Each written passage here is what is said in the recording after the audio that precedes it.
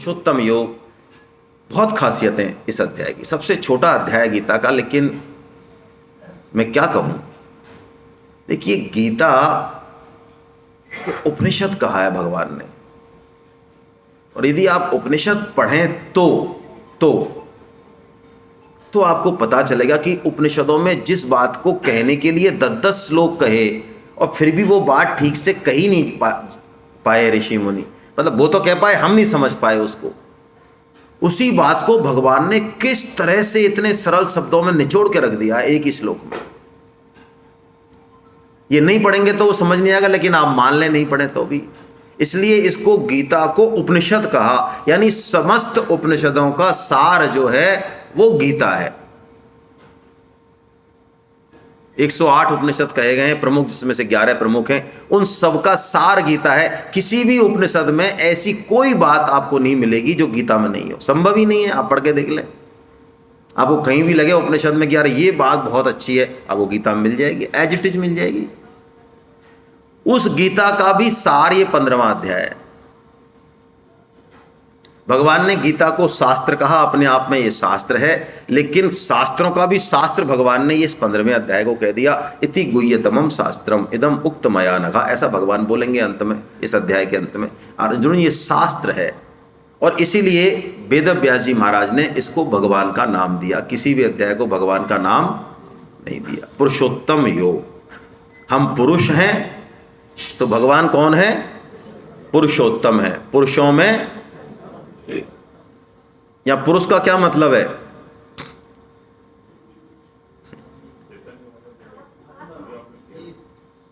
पुरुष शब्द बना कैसे? पुरुष का मतलब यहाँ स्त्री पुरुष से मत लगा लेना भाई, नहीं हमारी माता बहनें कहेंगी हमारी तो बात ही नहीं करते हो तुम लोग, 24 घंटे पुरुष ही पुरुष।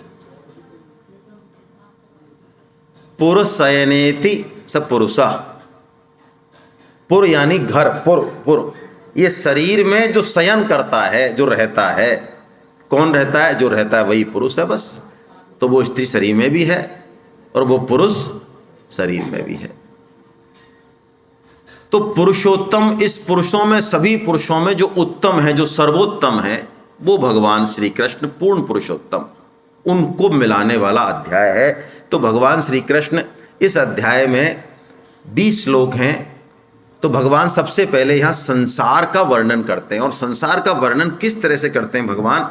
लक्षणात्मक शैली है भगवान की। लक्षणात्मक मतलब वेदों की शैली लक्षणात्मक है, यानी कोई रूपक बताते हैं। क्योंकि सिद्धांत जो हैं, शास्त्र के सिद्धांत इतने गूढ़ हैं कि उनको पढ़ के भी ठीक से समझना आसान नहीं है। समझ भी जाए, वास्तव में वो पहुंचाना कहाँ चाह रहे हैं उसको नहीं समझते हम लोग। मैं उदाहरण के तौर पे बताऊं, जैसे आप में से यदि किसी महानुभाव ने वेद पढ़े हैं, वेद, तो वेदों में आपको अग्निदेव, वायुदेव, इंद्रदेव, इनकी पूजा, इनके मंत्र, इनका उपचार, हमको बल दो, होश दो, ये दो। आप तो गीता में पढ़ोगे कामना कामना कामना कामना, हटा कामना, और वहाँ आपको लगेगा कि यहाँ तो सारी पूजा जो है, जितने भी मंत्र, धुआंधार मंत्र हैं, 80,000 मंत्र कर्म कांड से संबंधित हैं वेदों में। अब आपको लगेगा कि वेद तो सबसे ऊपर है, गीता भी तो वेदों से ही है भाई, वेद से ऊपर तो कुछ नहीं है। तो वेदों में कर्मकांड, गीता में तो कर्मकांड की मना है, और वेदों में कर्मकांड इतने, तो बुद्धि चकरा जाएगी। और भगवान गीता में कह देते हैं 2.45 में, त्रैगुण्या विषया वेदा निस्त्रैगुण्यो भवार्जुना। अर्जुन, ये वेद जो है कर्मकांड का वर्णन कर रहे हैं, तू वेदों से परे हो जा, यानी त्रिगुण से परे हो जा, तू निस्त्रैगुण्य हो जा, ऐसा भगवान कह देते हैं। तो वेद पढ़ने वाले कहते हैं ये गीता बिल्कुल बेकार चीज है, वेदों की निंदा है इसमें। क्या गीता में जो भगवान श्री कृष्ण की वाणी है और वेद जिनके श्वास हैं, तो एक मोटी बुद्धि से सोचें तो क्या गीता में वेदों की निंदा हो सकती है? मैं अपने इस हाथ की निंदा कर सकता हूं? आप एक सोचो मोटी बुद्धि से, मेरा ये हाथ है, इसमें टेनिस एल्बो हो रही है, मैं दवाई खा रहा हूँ 5,000 की, मालिश अलग कर रहा हूँ, काम कुछ नहीं आ रहा है, ये मेरे काम कुछ नहीं आ रहा है। तो अब इसको रोज बैठ के मुझे गाली तो देनी चाहिए 5-7? नहीं। अच्छा, डॉक्टर साहब ने कह भी दिया कि अगले 6 साल काम नहीं आएगा, ये 5,000 का बिल हर महीने इसके नाम मार दो, आप चेक काट दो, काम नहीं आएगा। मालिश सुबह शाम करनी है इसकी, तो मुझे गाली दे देनी चाहिए शाम सुबह शाम इसको कि निकम्मे तो कुछ तो किया कर। नहीं देते हैं? अरे अच्छा, हमारी जीभ को दांत काट जाते हैं तो कम से कम एक बार काटें, चलो माफ कर दो, अगली बार तो हथौड़ा लेके ठीक करना चाहिए ना दांतों को। नहीं करते? तो वो लिखित में देता है गारंटी आपको कि भाई साहब गलती हो गई, अब अगली बार नहीं काटूंगा, ऐसे देता है गारंटी लिखित में? देता भी नहीं है, फिर भी काट सकता है दोबारा, फिर भी कुछ कहते नहीं है अपन। अरे तो गलत बात है।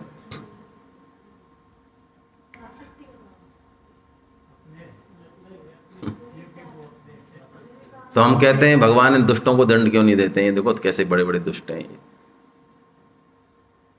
वेद भगवान की श्वास है, गीता भगवान की वाणी है, दोनों का मंतव्य एक है, उनके लक्षणात्मक अर्थ बड़े गहरे हैं। वेद चूंकि हम सब रजोगुनी हैं, हमको करना चाहिए हमको करना, यदि हमको ऐसे बैठा दे तो हमारे पार नहीं पड़े। तो वेद हमको पहले लगाते हैं सकाम कर्मों में, क्योंकि पहले तू सकाम कर्म तो कर, सकाम कर्म करते हुए परोपकार करते हुए फिर तेरे को अंततः कहाँ जाना है? निष्कामता की ओर जाना है। इसलिए वेदों में 80,000 कर्म कांड है, 16,000 उपासना कांड है, और लास्ट में जो मक्खन है बिल्कुल वेदों का वो 4,000 श्लोक हैं, जिसको कि ज्ञान कांड कहते हैं। और वेदों का मंतव्य ज्ञान कांड ही है। इसका मतलब पीएचडी करनी है तो एलकेजी में एडमिशन नहीं ले, ये मतलब नहीं है। एलकेजी में एडमिशन लेना है, चलना है, लेकिन उद्देश्य क्या है? पीएचडी है। तो भगवान वही उद्देश्य की याद दिला रहे हैं 2.45 में कि अर्जुन खबरदार 3 गुणों में मत फंस जाना।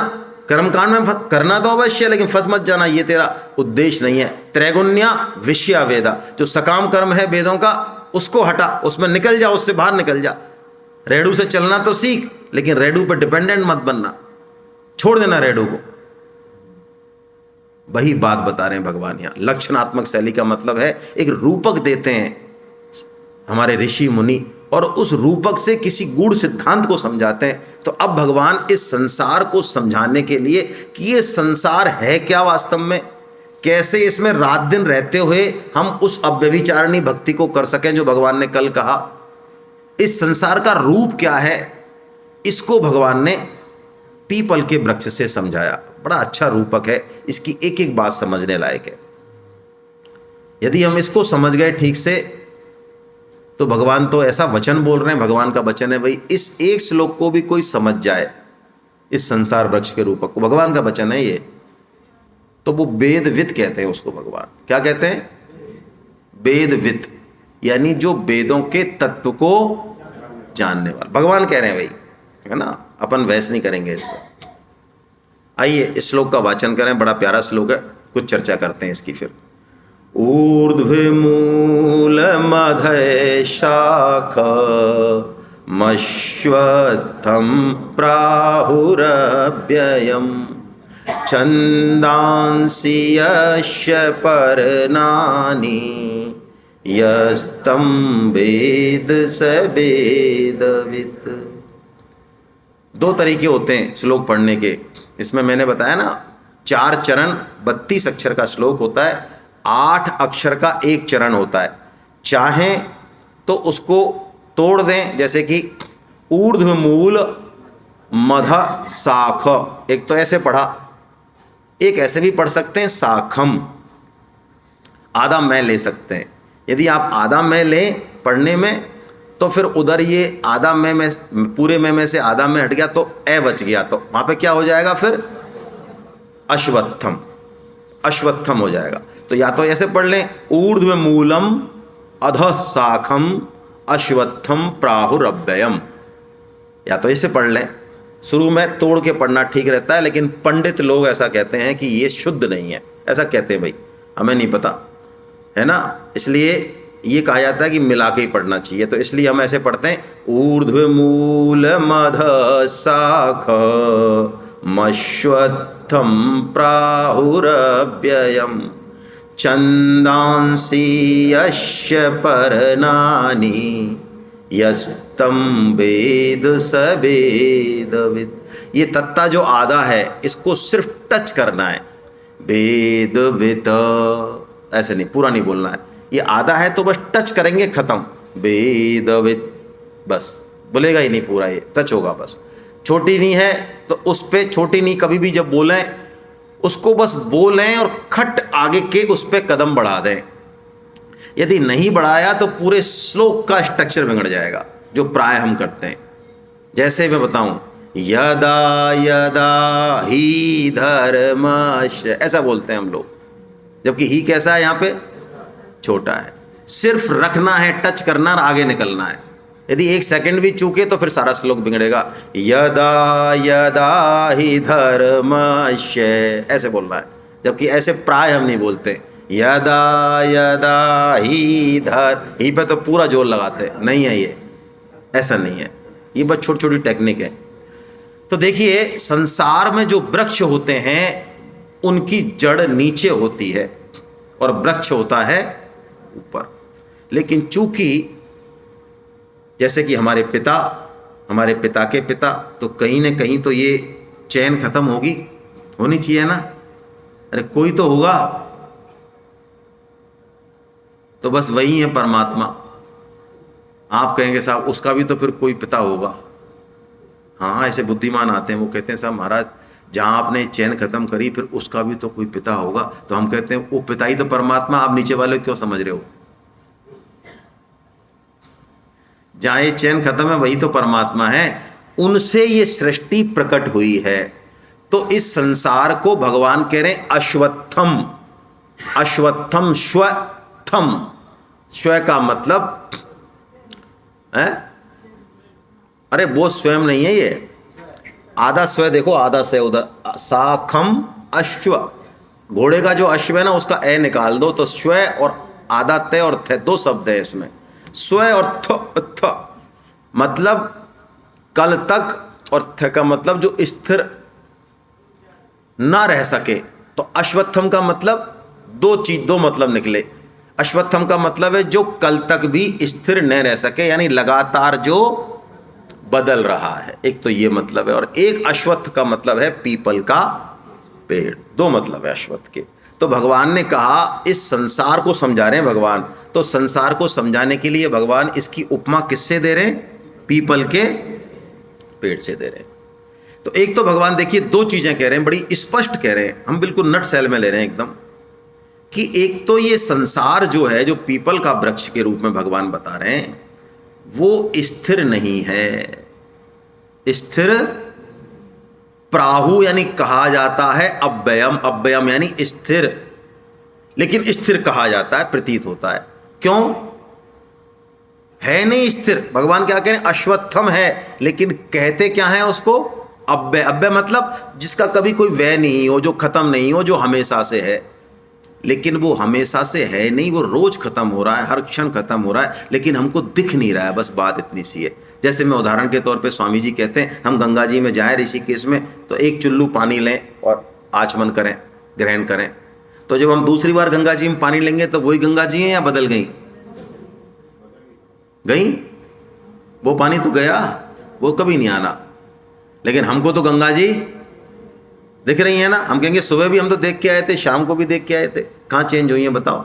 ऐसे ही ये संसार लगातार चेंज हो रहा है, लेकिन चेंज के साथ ये सतत रूप से बना हुआ है, इसलिए हमको ये अव्यय दिखता है। तो हमको 2 चीजें पकड़नी है यहाँ से, कि एक तो ये स्थिर नहीं है, ये हमारा अनुभव भी है, ये बदलने वाला है, तो इसका सदुपयोग कर ले, इससे चिपके नहीं। कैसे नहीं चिपके? भगवान कह रहे हैं पीपल का पेड़ यज्ञ के काम आता है। यज्ञ में हम कौन सी लकड़ी काम में लेते हैं? इसका मतलब इस संसार में ये शरीर भी आ गया, संसार में हमारी पोस्ट भी आ गई, धन भी आ गया, हमारा सामर्थ्य भी आ गया, जो भी हमारे अंदर कोई गुण यदि है भगवान की दया से, तो वो सब गुण, सामर्थ्य, विद्या, बल, रूप, ऐश्वर्य, शरीर, ये सब किसके लिए मिला? अरे यज्ञ करने के लिए मिला। और यज्ञ के मतलब क्या? यज्ञ क्या? यज्ञ का मतलब गीता में है अपना कर्तव्य कर्म। गीता कर्तव्य कर्म को ही सबसे बड़ा यज्ञ। हमने अपना कर्तव्य कर्म कर दिया। भगवान कहते हैं उस कर्तव्य पालन से भी मेरी प्राप्ति, मेरा प्रेम प्राप्त नहीं होगा, क्योंकि जरूरत ही नहीं है। हाँ, कोई प्रेम प्राप्त करना चाहे तो कर्तव्य कर्म से फिर भगवान की पूजा करे, और सिर्फ कर्तव्य पालन करे तो भी भगवान की प्राप्ति हो जाती है। ऐसा नहीं है जैसा कि कहा जा रहा था अभी, भगवान के वचन है, मैं अपनी तरफ से नहीं कह रहा हूँ। भगवान ने तीनों चारों कंडीशंस रखी हैं गीता में, लेकिन समस्या यह है कि हम मताग्रह में नहीं पढ़ना चाहते हैं। भगवान ने कहा तू मुझे मत मान, मुझे कोई समस्या नहीं है, लेकिन तू मेरी बात को मान ले तो भी तू मुझे ही प्राप्त हो जाएगा। और तू मेरी मान ले और मुझे भी मान ले तो फिर कहना ही क्या, फिर तो बात ही अलग है।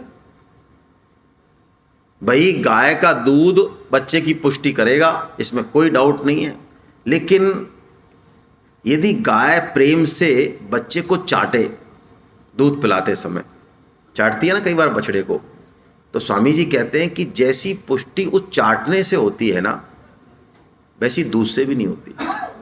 ये जो चाटना है ना, ये रति है, रति। रति मतलब प्रेम है भगवान का, और यही पंचम पुरुषार्थ है। तो संसार दो चीजें हैं, अश्वत्थ है यानी हमको यज्ञ में काम लेना है, ये हमको कर्तव्य पालन के लिए मिला है, एक मौका है, कर्तव्य पालन हम कर लें। कर्तव्य पालन विभिन्न रूपों में हमारे सामने आता है। सेवा इसका मूल है, और सेवा के मायने क्या भाई? सेवा होती है सेव्य के अनुकूल।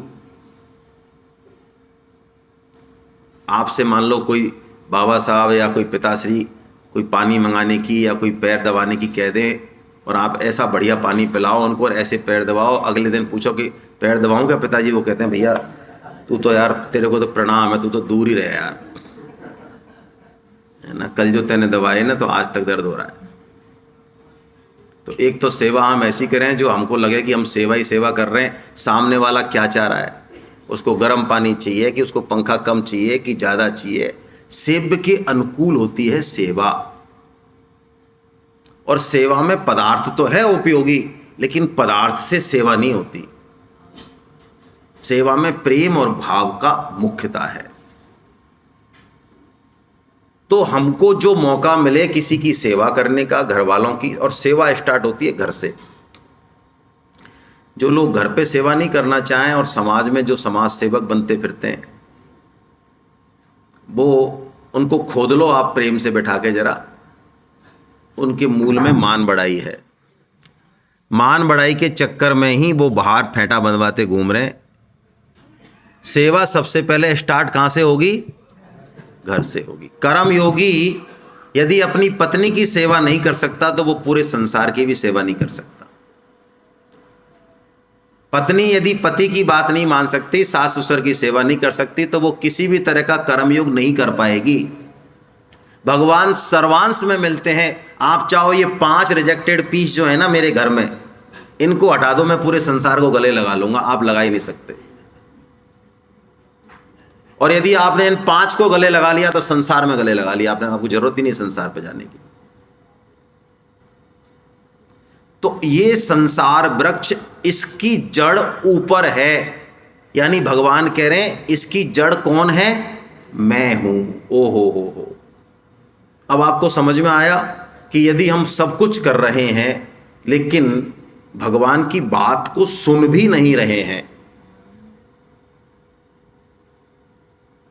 भगवान की वाणी किसी की तुलना नहीं है इससे। आप ये नहीं कह सकते आप गीता पढ़ लो चाहे कुछ भी कर लो, नहीं। गीता भगवान की वाणी है भाई, जिसका हम नाम ले रहे हैं उसका अपमान नहीं करना चाहिए। यदि हम भगवान की वाणी को सुन नहीं रहे हैं, मान नहीं रहे हैं, तो हम कुछ भी कर लें और फिर वो वृक्ष, संसार वृक्ष पल्लवित पुष्पवित नहीं होगा। जड़ आपको दिखाई देती है क्या? पेड़ की। लेकिन आप पानी कहां देते हो? जड़ में। तो जड़ में पानी क्यों देते हैं हम? जिससे कि हमें पता है जड़ में यदि पानी दे दिया तो पूरे वृक्ष की चोटी तक, पत्ते पत्ते तक पानी। यदि हमने सारे काम किए लेकिन वृक्ष की जड़ में यानी भगवान को हमने याद नहीं किया, स्मरण नहीं किया, उनकी बात नहीं सुनी, तो हमने इस संसार वृक्ष को फिर पल्लवित पुष्पवित नहीं कर सकते। यदि हमने अपना कर्तव्य पालन नहीं किया, भगवान से विमुखता हुई, तो आप पक्की बात मानिए, आप चाहे कितना ही अखरोट दाग बादाम खा लें, कितना ही डाइट चार्ट लगा लें, बीमारियां और दुख आपके इसी जीवन में प्रकट होगा। रोक नहीं सकते आप। बैलेंस है, ये सिस्टम है। तो श्री कृष्ण इस संसार वृक्ष की जड़ हैं, ऐसा भगवान कह रहे हैं। इसका मतलब है हमको जड़ को पानी देना आवश्यक है, बिल्कुल आवश्यक है। यदि हमने ये इस जड़ का ध्यान नहीं रखा तो इसका मतलब, फिर मैं एक उदाहरण देता हूं, मुझे बड़ा अच्छा लगता है इसलिए बार बार यही देता हूं मैं, कि और जितने भी काम हैं वो सब जीरो हैं। अब आपके पास 10 जीरो हो या 2 जीरो हो, कोई फर्क? हेलो, कोई फर्क नहीं है। जब तक फर्क हो सकता है, जब आपके पास एक हो तो फर्क हो सकता है। यदि किसी के पास 10 जीरो हैं, वो साहब गाता भी बहुत अच्छा है, वो साहब परोपकार भी बहुत अच्छा करता है, वो कर्मकांडी भी बहुत है, मंत्र भी उसको याद है, उसके रिलेशन भी बहुत बढ़िया हैं, समाज में इज्जत भी बहुत है, लोगों के शादी ब्याह भी कराता है, बहुत 50 क्वालिटी है उसके अंदर, लेकिन उसने एक नहीं पकड़ रखा, तो उसकी 10 जीरो इज इक्वल टू, जोड़ो 10 जीरो को, इज इक्वल टू क्या आता है? जीरो आता है। और यदि मान लो एक ही जीरो है आपके पास, ज्यादा गुणवान नहीं है हम, लेकिन हमने एक को पकड़ रखा है, तो वो हमारी जीरो क्या बन जाती है? तो 10 बड़े या जीरो बड़ी? तो राम नाम को अंक है और अंक बिना सब सून, और अंक गए कछु हाथ नहीं, और अंक भये 10 गुण। यानी इस राम नाम के अंक को हमको पकड़ के रखना है, बचपन से लेके और जब तक शरीर है तब तक। यदि इसको पकड़ लिया तो फिर कोई बात बदल जाएगी, फिर बात अलग हो जाएगी, है ना। तो भगवान कह रहे हैं छंदांसी यश पर्णानि, वेद छंद यानी जो वेदों में मंत्र हैं, छंद हैं, वो इसके पत्ते हैं। देखिए पत्ते क्या करते हैं? पत्ते खूबसूरती करते हैं, एक तो अच्छा लगता है पेड़, दूसरा उसको जो है जीवन देते हैं पेड़ को। यदि पत्ते पूरे हटा दिए जाएं तो पेड़ ठूंठ हो जाता है। इसका मतलब है कि वेद का मतलब क्या है? ज्ञान। जीवन में उस तत्व को समझना, उस महापुरुषों को के पास बैठना। हमारी जो ये थाती है, इतनी रिच थाती मतलब ये जो साहित्य हमारे पास है भगवत कृपा से, गीता प्रेस की कृपा से, इसका भी कुछ अनुशीलन करें भाई, उस ज्ञान को प्राप्त करें, क्योंकि बिना ज्ञान के कर्मकांड कोई ज़्यादा मतलब का नहीं है, लेकिन ज्ञान के साथ कोई चीज़ करना वो बहुत मतलब का है। तो भगवान कह रहे हैं वेद इसके पत्ते हैं, छंदांसी यश पर्णानि। तो हम ज्ञान का अपने जीवन में आलोकित करें, बाहरी आवरिक सात्विक ज्ञान से नहीं, असली ज्ञान को हम जीवन में लाएं। और असली ज्ञान के लिए गीता की शरण में जाना बहुत अच्छा है। मैं आपको एक निवेदन करूं, यूँ तो सबकी सामर्थ्य अलग अलग है, कोई वेद भी पढ़ सकता है, कोई उपनिषद भी, कोई महाभारत भी, कोई पुराण भी, लेकिन आप पक्की बात मानिए, यदि आपने कुछ पढ़ा है तो अब आप गीता पढ़िए, और गीता पढ़ने के बाद फिर दोबारा उस उपनिषद को या जो आपने पढ़ा है दोबारा पढ़िए उसको, रात और दिन का फर्क नजर आएगा आपको। गीता एक ऐसी मास्टर चाबी है जिसको आप किसी भी शास्त्र में लगा देंगे ना, वो शास्त्र अपने आप को प्रकट कर देगा, सबसे अद्भुत है। तो हम इसकी शरण में जाएं। भगवान कहते हैं ऐसा जो इस संसार वृक्ष को जानते हैं वो वास्तव में वेदविद हैं, यानी वेदों के वास्तविक तात्पर्य को जानने। वेदों का वास्तविक तात्पर्य है भगवान श्री कृष्ण का प्रेम प्राप्त करना। हालांकि जो वेद के कर्मकांडी लोग हैं, आप इसको अदरवाइज मत लीजिए, अब वो इस बात को नहीं मानेंगे। उन्होंने एक ही चीज पकड़ रखी है, बस निर्गुण निराकार, है ना। यही समस्या है हमारे हिंदू धर्म में। हमारे हिंदू धर्म का सर्वनाश करने के लिए किसी को भी बाहर से आने की जरूरत नहीं है। कोई बाहर से तो जब आए जब हम कमजोर हो, हम बहुत तगड़े हैं आपस में, हम आपस में कट मर लेंगे। जैसे भगवान श्री कृष्ण के जो वंशज थे वो कितने थे पता है आपको? वृष्णिवंशी कितने थे? 56 करोड़ थे। उनके जैसा पृथ्वी पर कोई उस समय था ही नहीं, उनके पासंग में नहीं था। 3 करोड़ 10 लाख तो टीचर थे उनके, ट्यूटर। अरे हाँ, शास्त्र में भगवान के बच्चों को पढ़ाने के लिए, उनके वंश को पढ़ाने के लिए 3 करोड़ 10 लाख तो मास्टर आते थे, ट्यूटर आते थे। ऐसा वंश था, बोलो।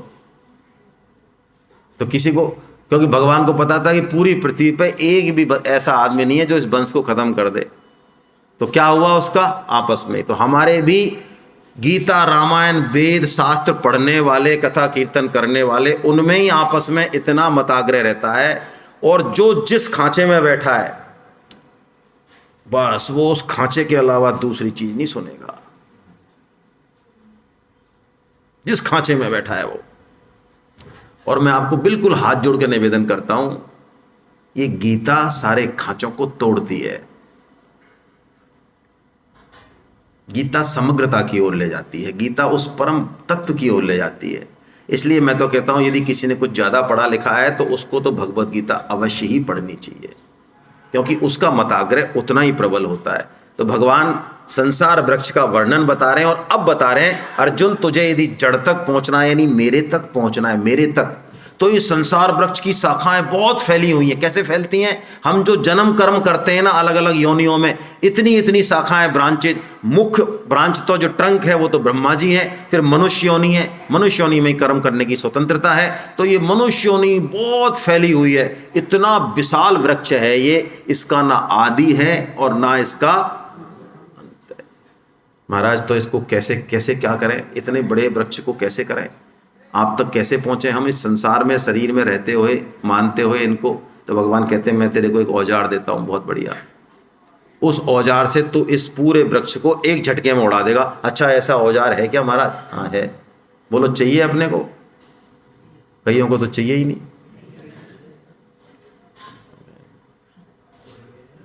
पता नहीं, वहां हमने देखा नहीं किधर ऊपर ऊपर क्या सिस्टम है वो। हम तो यहीं ठीक है महाराज, शांति कुंज में अलवर में देखो बढ़िया नाश्ता मिल रहा है एकदम टपास। भाई सुखी आदमी को क्या जरूरत है ऊपर नीचे जाने की, वो यहीं मजे में है। तो दुखी आदमी चिल्लाते हैं अरे भगवान भगवान, खाए रहे खा स्वर्ग न रखे। जो रम रहे हैं ना, यहीं पर रमण कर रहे हैं, रमण है ना, उनको जरूरत नहीं है। एक बार इंद्र जो है उनको श्राप मिला, श्राप मिला तो वो सुअर बन गए श्राप से, और सुअर बन के और नीचे आराम से सुअर और उनकी सुअरनियाँ और उनके बच्चे, सुंदर सुंदर बच्चे। अरे बच्चे तो सुंदर ही होते हैं, हंस क्यों रहे हो भाई? अरे सुअर का बच्चा सुंदर नहीं लगता? आपने देखा हो तो बताओ, किसका बच्चा सुंदर नहीं लगता बताओ? बच्चे सबके आप ऐसा करते हो, बच्चे सुंदर लगते हैं सबके। तो ब्रह्मा जी आए, काफ़ी समय हो गया स्वर्ग में, वहाँ पे सिस्टम बिगड़ने लगा, तो ब्रह्मा जी आए। लोगों ने कहा साहब वो अब टाइम हो गया है ब्रह्मा जी। तो ब्रह्मा जी आए और इंद्र से कहा अरे इंद्र भाई साहब तुम है ना, चलो अब स्वर्ग लोग चलो आप। तो उन्होंने कहा अब पितामह हम चल तो चलेंगे, आप कह रहे हो तो, लेकिन आप ज़रा ये बताओ कि आपको पता है? तो पहले आपको मैं बता देता हूँ हमारे पास क्या सामान है। ब्रह्मा जी ने कहा अच्छा भैया हमने सृष्टि बनाई है, पर क्या पता तेरे पास और ही सामान हो कुछ। तो उनका देखो ये जो आप देख रहे हो ना, ये सरोवर इतना कीचड़ से भरा हुआ, बीच में एकदम बदबूदार, ये जो कीचड़ है मतलब बदबू, उन्होंने तो नहीं कहा, मैं कह रहा हूँ। और ये जो देखो ये सुअरनियाँ देख रही हैं एकदम बढ़िया ऐसी आवाज़ कर रही हैं, गिर गिर रही, बच्चे सुंदर सुंदर ऐसे। ये एक तालाब है, ऐसे मेरे पास 7 हैं। तो मैं स्वर्ग तो चलूंगा, पर पहले मेरे को ये बताओ ये सब मामला वहाँ मिलेगा क्या नहीं मिलेगा? ये मुलायम सुगंधित कीचड़ में स्वर्ग में मिलेगा कि नहीं मिलेगा?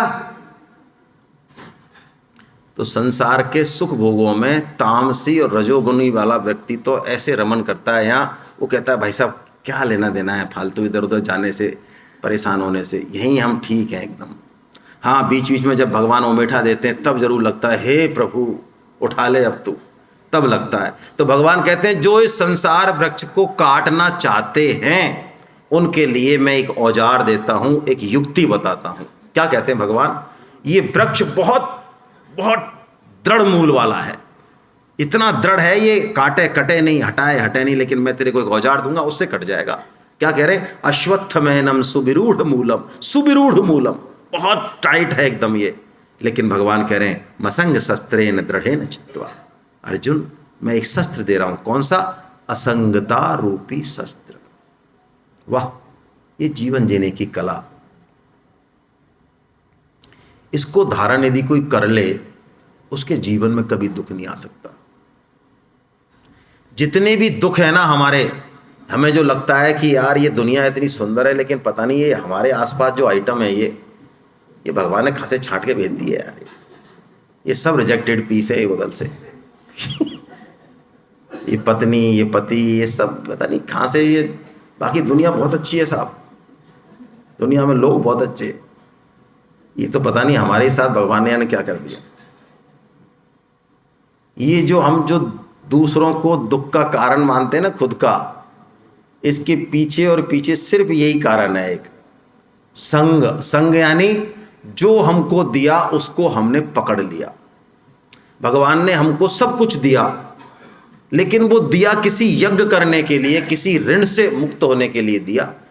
ये पति पत्नी का जो रिश्ता होता है ना, जो दुनिया में सबसे ज्यादा जिनका ऋण होता है, सबसे ज्यादा, उनको भगवान क्या बनाते हैं?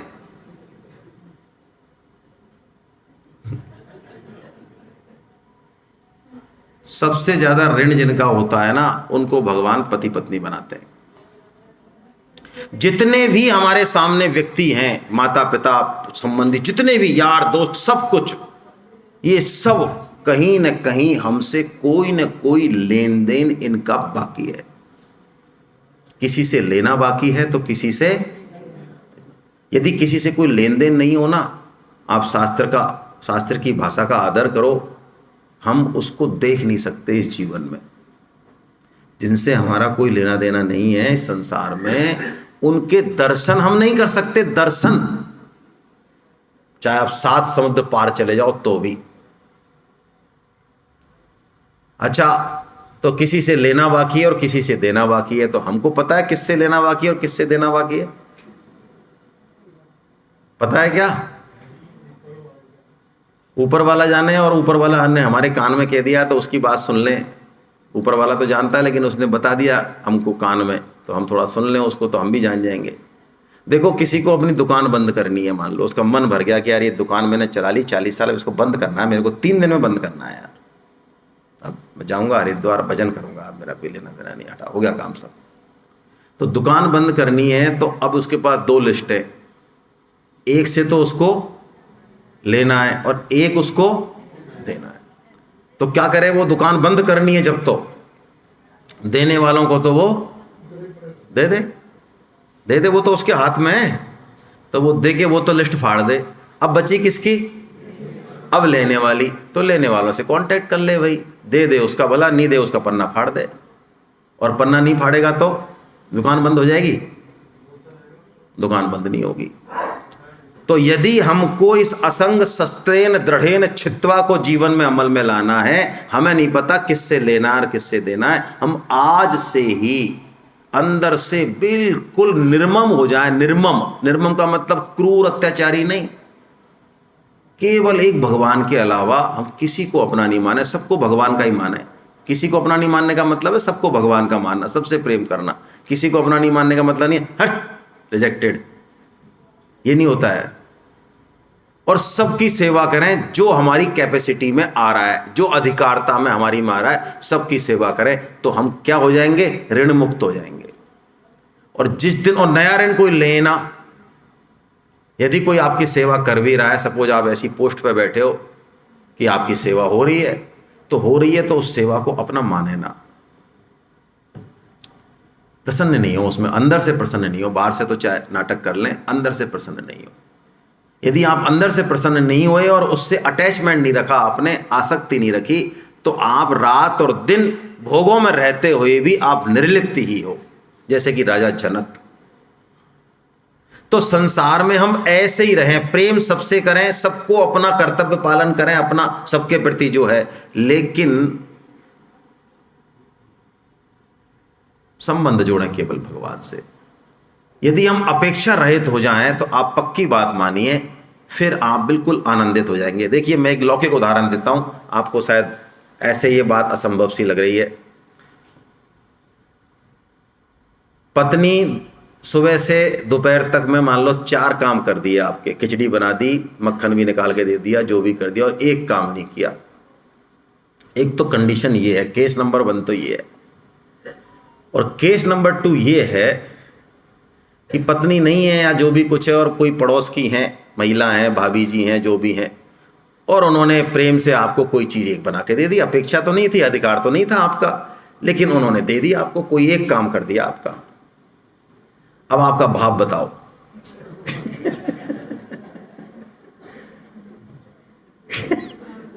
Thank you thank you thank you, वहां तो बिछ जाओ बिल्कुल चरणों में ही।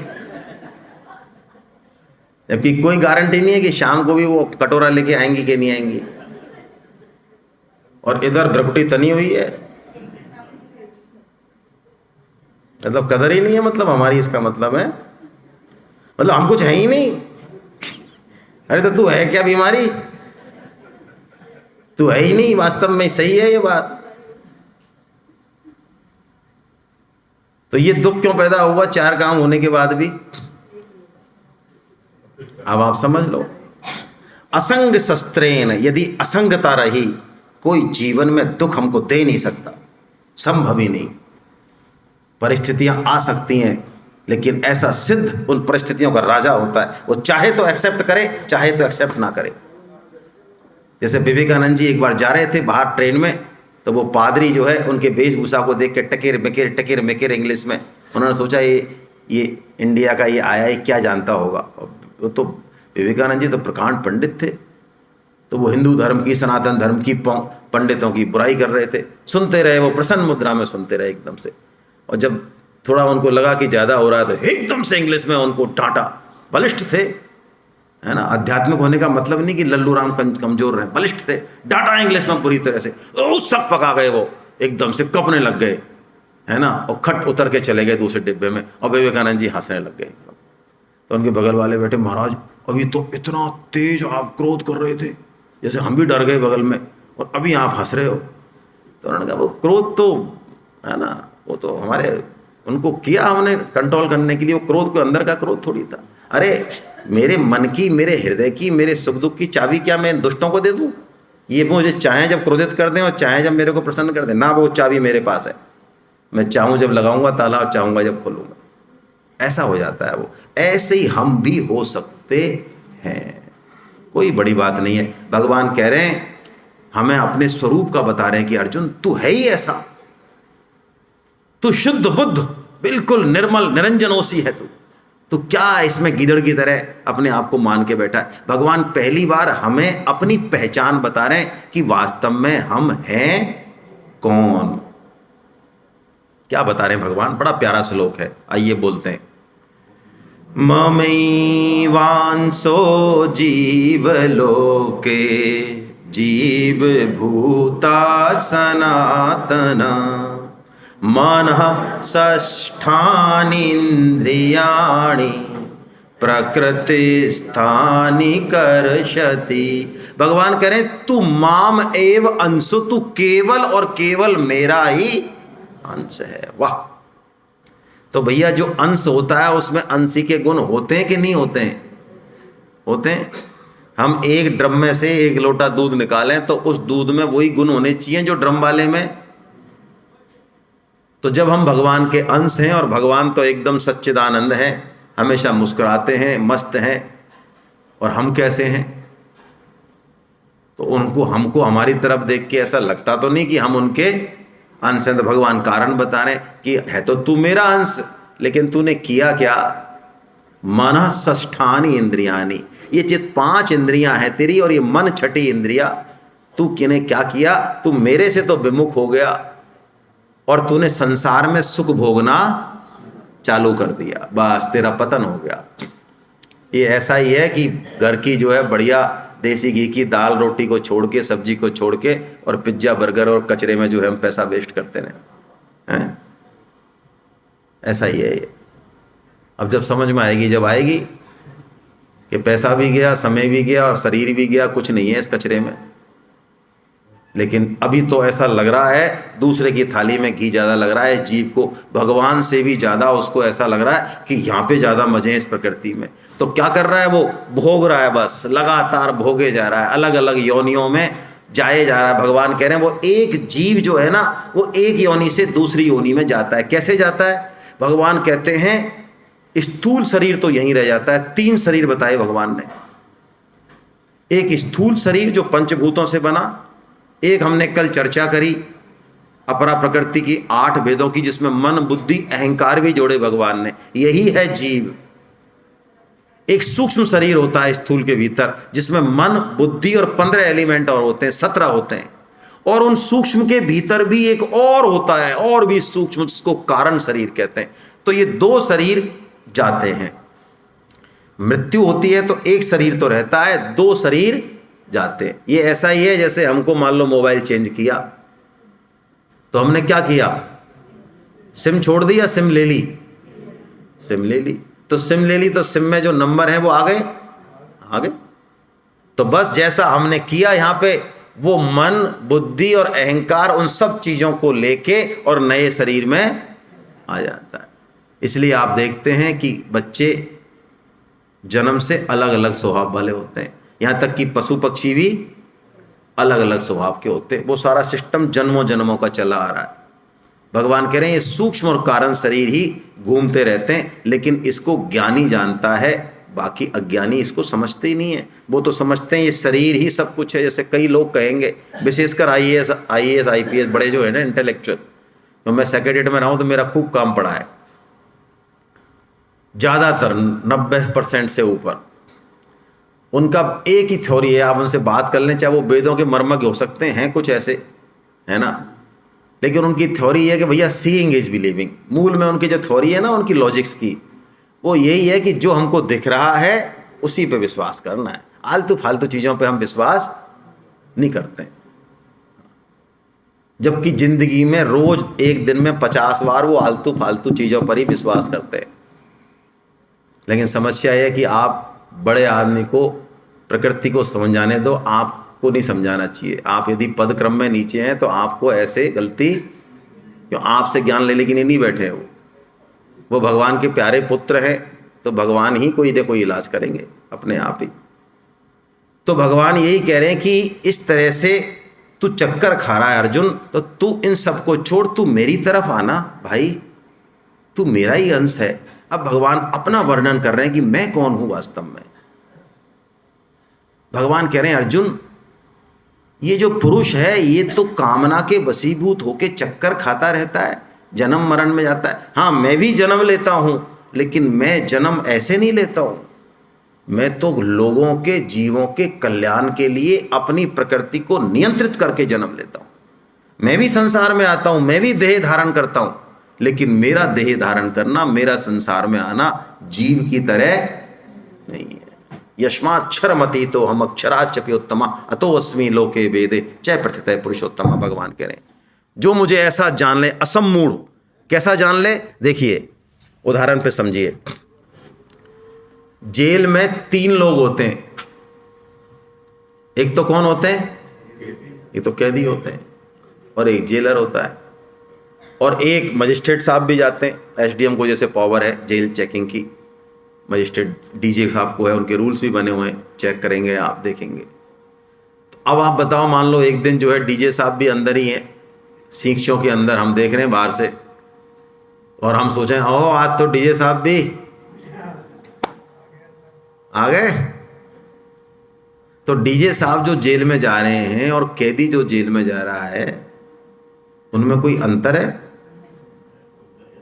है अंतर भाई, बहुत अंतर है। वो तो अपने कर्मों के वशीभूत होके जा रहा है, वो तो अवश्य है। और डीजे साहब तो रात को 11 बजे भी एंट्री जाना चाहें, जेलर को फ़ोन करें, मिस्टर तैयार रहना, मैं विजिट कर रहा हूँ इमरजेंसी, औचक निरीक्षण है मेरा। तो जेलर साहब कह देंगे साहब एक्चुअली 10 से 5 में ही हम एंट्री देते हैं लोगों को, मिलने वाले जो कैदियों से मिलना चाहते हैं उनके लिए जेल मैनुअल बना हुआ है, 5 बजे तक ही आप एंट्री कर सकते हैं, उसके बाद आप नहीं कर सकते। कह सकता है ऐसा? अरे वो नियम बनाने वाला है, वो रात को 11 बजे आए, वो 12 बजे आए, उसकी इच्छा जब आए और इच्छा हो जब निकले। ऐसे ही भगवान इस संसार में आते हैं। क्यों आते हैं? वो उस कर्म को, उस ज्ञान को, उस भक्ति को यहां करके दिखाते हैं अपने उस अवतार में, जिससे कि हम उनसे प्रेरणा ले सके। भगवान कहते हैं अर्जुन, जो ऐसा जानता है कि मैं उस अवतार में कुछ भी कर रहा हूं, वो मेरी लीला है वास्तव में, वो उसका भजन, जो मेरे इस तत्व को जान लेगा उसका भजन फिर 24 घंटे चलता है। वो संसार में रहता हुआ भी रह नहीं रहा है। कई लोग कहते हैं हमको वृंदावन जाना है, हमको ऋषिकेश जाना है। आप जाएं, बहुत अच्छी बात है, उसका प्रभाव है, वहाँ पे संत स्थली है, तपस्थली है, भूमि है। लेकिन मूल बात ये है, यदि इस मूल बात को नहीं पकड़ा तो वृंदावन जाके भी कोई उद्धार नहीं होना है। वृंदावन में भी आप पूरा जो है इंडिया और पूरा घर और पूरा अलवर आप वृंदावन में भी ले जाएंगे, इस खोपड़ी में भरा है ना वो। और यदि इस तत्व को पकड़ लिया तो यहाँ शांति कुंज में रहते हुए, हो अल्लाह के बीच में, रात दिन घोर कर्म करते हुए भी वृंदावन आपके हृदय में ही है। सर्ववित भजति माम सर्वभावेन, 2 शब्द बोले भगवान ने यहाँ, बड़े विलक्षण शब्द हैं ये। सर्ववित, बीच का श्लोक ले रहा हूं, लास्ट चरण, सर्ववित भजति माम और सर्वभावेन भारत। ऐसे विलक्षण शब्द हैं, कहीं आए नहीं है। सर्ववित भजति और सर्वभावेन, यानी हर भाव में मेरा भजन होगा, और सर्ववित, हर तरीके से भी मेरा भजन होगा। अरे स्वामी जी तो इतनी बड़ी बात कह देते हैं, हमारी समझ में आएगी नहीं संतों की बातें, लेकिन मान लेनी चाहिए। आपको सुनने में भी शायद अच्छा नहीं लगेगा, लेकिन संतों के वचन है, अद्भुत है। वो कहते हैं हम जो पाखाना जाते हैं ना, पाखाना और मलमूत्र का त्याग करते हैं, वो भी भगवान का भजन है। आप कहेंगे हैं अरे भाई ये शरीर किसका मंदिर है? तो भक्त जो है बड़ा होशियार होता है, वो कहता है देखो महाराज हमारा क्या लेना देना है, इसको हमने टाइम से जगा दिया आज ब्रह्म मुहूर्त में, और अब इसको ले जा रहे हैं लैट्रिन, नहला रहे हैं, खिला रहे हैं, इधर नाश्ता करा दिया, अब इसको सुला दिया, हमारा क्या लेना देना है? मंदिर की साफ सफाई कर रहे हैं, किसके लिए कर रहे हैं? अरे आपके लिए कर रहे हैं, आपका मंदिर है, स्वच्छ रख रहे हैं। तो बोलो भजन हो रहा है कि नहीं हो रहा है? लेकिन इस भाव से होगा तो भजन होगा। और भगवान की जगह खुद बैठ के मैं मठाधीश, हम और हमारा शरीर, फिर नहीं होगा। तो इस सर्ववित भजति माम सर्वभावेन भारता, भगवान ने कहा अर्जुन जो ऐसा जान लेता है वो वास्तव में बुद्धिमान होता है। और इन बातों को जानने के लिए हमको भगवान की आज्ञा का पालन करना चाहिए। मैं आपको फिर बार बार कह रहा हूं, गीता में भगवान ने इस बात को बिल्कुल अंत में खोला है, बिल्कुल अंत में। तेजू जी, तेजू दिवाकर जी, सही कह रहा हूं ना मैं? बिल्कुल अंत में खोला है भगवान ने कि हम अपनी मां को मां माने। मैं एक उदाहरण दे रहा हूं, इज्जत कर रहे हैं खूब, लोगों को बड़ा वो है कि बहुत अच्छे से रखते हैं साहब, बड़ा मां का, लेकिन मां के पास बैठने का, मां की बात सुनने का हमारे पास समय नहीं हो। बैठने का 2 मिनट या सुनने का समय। सपोज माँ का चश्मा टूट गया और आप आए, माँ ने कहा बेटा अरे माँ आज तो बड़ा अभी थोड़ा है ना, सुबह बात करते हैं। सुबह आप जा रहे हैं तैयार होके, तो माँ ने कहा चलो सुबह हो गई, अरे बेटा जरा सुनना मेरा, अरे माँ अभी तो डेलीगेट्स आए हुए हैं विदेशों से और अर्जेंट मीटिंग है, और इतना तेरे को पता नहीं है सारी दुनिया मेरे कंधे पे घूम रही है। और फिर चल दिए। ऐसे ही फिर शाम को आए, सर में दर्द हो रहा है, ये तक सुनने का समय नहीं है कि माँ का चश्मा टूट गया है, ये भी इंफॉर्मेशन तक लेने की फुर्सत नहीं है। तो मैं पूछता हूं क्या वो माँ को माँ मान रहा है? नहीं, रख रहा है, प्रणाम कर रहा है, पैर छू के जा रहा है, डेली खाना खिला रहा है, कमरा दे रखा है अलग से बढ़िया, हाँ अलग से कमरा दे रखा है।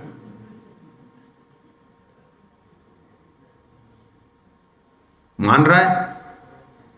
क्या मान रहा है? खाक मान रहा है। तो भगवान की पूजा अर्चना हम कर रहे हैं और पीछे से ISI की मोहर भी ठुक रही है भक्त होने की। लोग मान रहे हैं भक्त हमको, समाज में परिवार में क्या करें? थोड़ा बहुत दान दक्षिणा भी दे आते हैं, 1500 जितना भी है, लेकिन भगवान चाहते क्या है, वो कहते क्या, मेरी मन बुद्धि क्या कह रही है, मुझे क्या पसंद आ रहा है वो छोड़ो, मेरे को नाचना अच्छा लगता है वो छोड़ो, हटाओ इसको बात को। भगवान क्या चाहते हैं? मैं इस सात्विक सुख पे भी लात मार के, क्या ये बात सोचने की हिम्मत है कि बताओ आप क्या चाहते हो प्रभु, आप किस में प्रसन्न होगे, आप कैसे नाचोगे वो बताओ, आपको क्या अच्छा लगता है, सबसे ज्यादा आपको क्या अच्छा लगता है वो मैं करूं, मेरी प्रसन्नता किसमें, वो भाड़ में गई बात। क्या ऐसा भाव आ सकता है? यदि आ सकता है, यही कुंजी है इस कलयुग में। बाकी सारे गौण साधन है, गौण। और भगवान ने ये बात कही है, गीता के बिल्कुल अंत में कही है। इसलिए मैं आपको कहता हूं, मैं नाम नहीं लेता हूं क्योंकि वो नाराज होते हैं। हम खुद आनंद ले रहे हैं, गीता पढ़ रहे हैं, अच्छे काम कर रहे हैं, बहुत ही बढ़िया है, कहीं कोई समस्या ही नहीं है। लेकिन हम एक ऐसा प्रयास करें कि हम 10 लोगों को, 20 लोगों को भगवान के सन्मुख कर दें। तो इसलिए मैं इस गीता सेमिनार का संकल्प करने वालों के चरणों में कोटि कोटि बंदन करता हूं। क्यों बंदन करता हूं? हमारा भी बहुत फायदा हो रहा है भाई। अरे आप नहीं हो सामने तो क्या हम दीवालों को सुनाएंगे?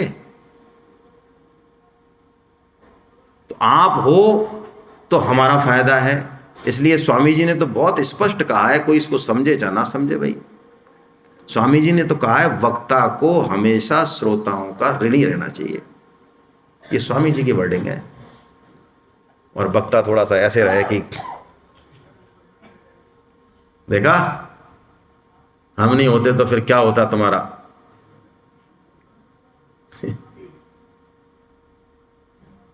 तो हम उनके प्रति ऋणी रहें, उनको धन्यवाद दें जो निमित्त बने। और कहीं कोई भाव, कोई ज्ञान, कोई भगवान की कोई छोटी सी कोई अनुभूति, हमारे हृदय में कोई सद्भाव जनरेट हुआ और हमारा कुछ निश्चय बना कि हाँ, अब हम शेष जीवन जो है भगवान की बात सुनने में लगाएंगे। ये सबसे ऊंचा सत्कर्म है। इस सत्कर्म के आगे बड़े से बड़ा सत्कर्म इसकी तुलना नहीं कर सकता। बड़े से बड़ा सत्कर्म। तो हम इस तरफ लगें। हम आपसे एक छोटा सा फीडबैक सेशन रखेंगे, है ना। उसमें आप अपने मन में कोई भाव हो तो अवश्य उसको प्रकट कर दें। मेरा ये कहना है, प्रकट कर दें। पूरा होगा कि नहीं होगा, कोई नाक नहीं कटनी है उससे। भाव को बोलने से क्या होता है, संपूर्ण कायनात उस संकल्प को पूरा करने में लग जाती है। और आप मन में रखें कि नहीं नहीं हम करेंगे तो बहुत, आप चिंता मत करो, इतना करेंगे जो आपने सोचा नहीं, लेकिन बोलेंगे नहीं। बोलने हम क्या गुप्त दान करते हैं, ये गुप्त दान वाली बात नहीं है। उस महिमा में मत फंसे फालतू की में। बोल देना चाहिए कि साहब मेरे मन में ये भाव है, गीता प्रचार मैं 10 लोगों से करूँगा, मैं 10 लोगों को क्लास में जोड़ूंगा। मैं अगली बार आप जयपुर में, अगले बार में सेमिनार होती है तो मैं 10 लोगों को लाऊंगा या 5 लोगों, या कहीं भी सेमिनार है, मेरे अहमदाबाद में रिश्तेदार हैं, वहाँ होगी तो मैं 5 लोगों को भेजूंगा। आप पक्की बात मानिए, आप जो ये भगवान का काम करेंगे ना, इससे आपके हृदय में वो गीता प्रकट होगी, पढ़ने से नहीं होगी। मान लें आप, बार बार पढ़ने से भी नहीं होगी। गीता के श्लोक भगवान आपके हृदय में खुद प्रकट करेंगे। इसलिए गीता सुन के भगवान का काम, जितनी हमारी कैपेसिटी है उतना हमको करना, आने का संकल्प अवश्य, और उस संकल्प को बोल देना चाहिए, बोल देना चाहिए। ठीक है, तो अपना नाम बताएं और सेमिनार आपको कोई इसमें कोई सजेशंस हो तो वो दे दें जल्दी से। बहुत समय नहीं लें, बिल्कुल लिमिटेड समय लें, क्योंकि लोग ज़्यादा हैं। हम चाह रहे हैं इसको हम बहुत जल्दी ख़त्म कर लें। और बस तीसरी बात ये बताएं कि आपका क्या संकल्प है। आप यदि कोई ऐसी सेमिनार कराना चाहते हैं तो मैं बता दूं, यहाँ पे तो मेरे ख्याल से मुझे लगता है कि सेमिनार कराने वालों ने शायद कुछ क्या, शायद काफ़ी कुछ वहन किया है आर्थिक। बाकी हमारी सेमिनार का जो पैटर्न है वो मैं आपको निवेदन कर देता हूँ। हम ये चाहते हैं, शास्त्र के अनुसार हम ये चाहते हैं, ये हो रहा है ठीक है, हम इससे भी बढ़िया उसको मानते हैं। किसको, मैं बता देता हूँ। इसी में हमारा भला है, इसी में पता चलेगा कि हम कैसे भक्त हैं। पैसा बहुत है लोगों के पास, और ये जो आयोजक हैं ये तो भगवान के विशेष भक्त हैं। इनका तो पैसे का नाम तक की इनको भूख नहीं है। ये 3 दिन में प्रकट ही नहीं होंगे कौन है, इनको तो खैर नमन। लेकिन हम ये चाहते हैं कि आप एक ऐसी जगह ढूंढ लें जहाँ सेमिनार हो सकती हो, अच्छे से बैठ सकें और अच्छा से मतलब सिंपल खाना, लग्जरी नहीं, वो खिला सकें। इसमें कितना खर्चा आएगा वो आप कैलकुलेट कर लें। सपोज आपको लगता है इसमें 2000 रुपये खर्चा आ रहा है, तो मेरा आपसे निवेदन है वो 2000 रुपये आप ले लें रजिस्ट्रेशन के। हाँ, छोटा मोटा कुछ सब्सिडाइज करना चाहें तो कर दें, बहुत ज़्यादा नहीं करें। आपको लगेगा कि हम 5 लाख खर्च कर देंगे। हम भीलवाड़ा में थे तो वहाँ हमारे पास 3-4 ऑफर आए, पैसे वाली पार्टी जाना है, सब हम 15 लाख कर देंगे। आप तो 5 स्टार होटल है, तो मैं बहुत घूमते हैं, आप बुलाओ उनको। सेठ जी महाराज, डोर डोर घूमना पड़ेगा आपको, 2-2, 3-3 हज़ार रुपये मांगने पड़ेंगे लोगों से, कन्वेंस करना पड़ेगा, पैसे निकालो और फिर रजिस्ट्रेशन कराओ, तब सेमिनार होती है। अरे नहीं, पैसे तो हमने आज तक किसी से मांगा ही नहीं। पैसा कितनी बड़ी चीज है, किसी से नहीं मांगा। देखो आप, भगवान के लिए पैसे मांगने हैं तो मांगिए, मान अपमान होता है तो होने दीजिए। भगवान का काम करने के लिए सारे ईगो हटाइए अपनी, ये ईगो ही तो समस्या है। और गीता प्रचार करके हम भगवान का क्या भला करेंगे? गीता प्रचार करके वास्तव में हम खुद का ही भला करने वाले। ये आप करोगे तो जानोगे, नहीं तो नहीं जान पाओगे। तो ऐसा कोई संकल्प आपके मन में हो तो वो कर सकते हैं, जबरदस्ती बिल्कुल नहीं है। ऐसा मत समझना कि कोई इमोशनल ब्लैकमेलिंग हो रही है, ना, बिल्कुल नहीं। आप सर्वतंत्र स्वतंत्र हैं आप अपना, लेकिन निवेदन ये है कि अपना संकल्प अवश्य जाहिर करना। यदि भाव कोई बन रहा है तो उसका पोषण हो जाएगा। हरे कृष्ण। है कोई? हाँ, गीता क्लास के रजिस्ट्रेशन करा दें। शिव शंकर जी को मैंने बता ही दिया, हालांकि मुझे बताया 8-10 रजिस्ट्रेशन आए, कोई बात नहीं। मैं तो चाह रहा था कि ज़्यादा आए, 55 रजिस्ट्रेशन आए थे पिछली बार। तो जो लोग गीता पढ़ना चाहते हैं वो पढ़ें भाई, क्या समस्या है? 550 रुपये दे दें। हम तो कह रहे हैं मत पढ़ो, हाँ मत आना पढ़ने, पैसे दे जाओ आप, है ना। पैसा हाथ का मैल है, आपको परवाह है नहीं पैसे की ज़्यादा, तो दे जाओ आप पैसे।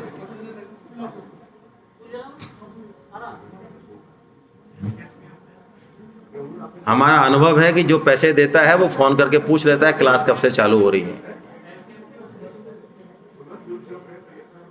चलिए साहब, फटाफट ले लें। फॉर्म बाद में दे दें आप इनको, पहले फीडबैक कर लें पूरा फटाफट, जो बोलना चाहें। फॉर्म बाद में, आप फॉर्म बाद में ले लेना, जमा करा देना लंच में इनको, अभी फीडबैक ले लो। कोई सा भी नहीं चल रहा तो है नहीं अंदर कोई? ये नहीं आ रहा? हरे कृष्ण हरे कृष्ण हरे कृष्ण। अरे ये इसको